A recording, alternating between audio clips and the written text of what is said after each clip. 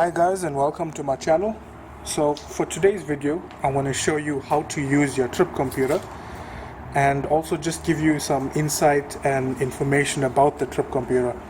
I understand that most of you might already know how to use it and what it's about, but you will be surprised that many people actually don't know anything about it, and that's why I'm making this video. So yeah, hope you enjoy. Now, I chose to use the VW Polo because the trip computer is very detailed and seems to be very accurate as well. Okay, so the first thing you need to know is that the trip computer is controlled by these two buttons that's on the right stalk. This stalk is for the wiper control, okay? So the two buttons, that will be your up and down for the trip computer.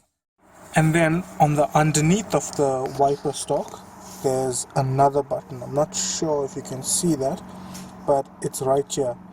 So that button there changes it from computer 1 to computer 2, and if you hold it down, it also resets the trip computer.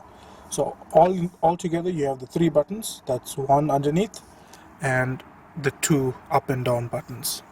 Okay, so now I'm going to show you how to use those trip computer buttons. So we're looking at the left screen, okay? The right screen just displays your mileage and your trip in kilometers. But the left hand side is where all the functions are. Okay, so this car has been driving every day, so we already have some information loaded in.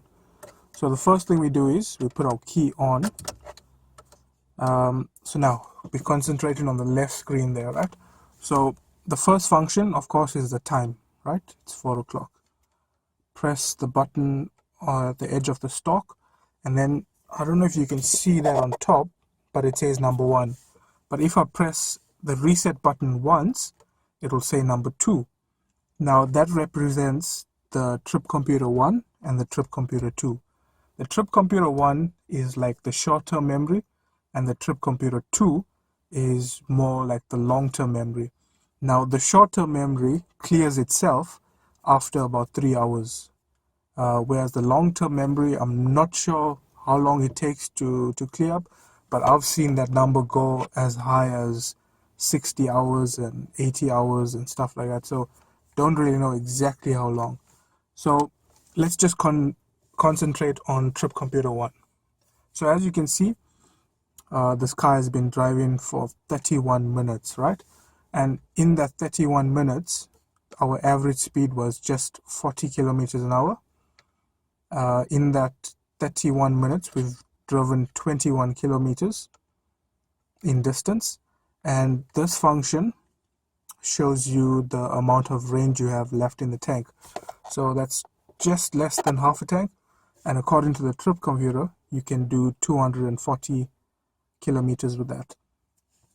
So the next function, that shows us our average fuel consumption, which is 7.5 liters. Now this average fuel consumption is judged over the last 32 minutes or 21 Ks, right? And yeah, that's another reason why I chose this car to show you on, because the trip computer seems to be very accurate and very detailed, which is what I like. So then the next function is the instant fuel consumption in liters per 100 Ks. So we switched off now, so obviously it's going to show 0. But if we start it up, you'll see it shows, I think it shows 0.9 at idle, yeah. But if we rev it a little bit, then you see it goes up. So that's a good way to track how fuel efficient you are. And the next one shows you the degrees in Celsius. Now that temperature is the outside temperature and not the inside, okay? And back to the clock. So that's it. That's the whole of trip computer 1. As you can see, it is quite a nice system, simple to use and very detailed. Let's have a look at trip computer 2. So remember, we just press the reset button once and then it'll go to it. So in the last 10 hours, our average speed was just 35 kilometers an hour, and we've driven 353 kilometers. in that 10 hours. Well, actually, I say driven 10 hours, but actually the time starts as soon as your key is on. So we could have been just sitting in the car or sitting in traffic or whatever. The range obviously stays the same.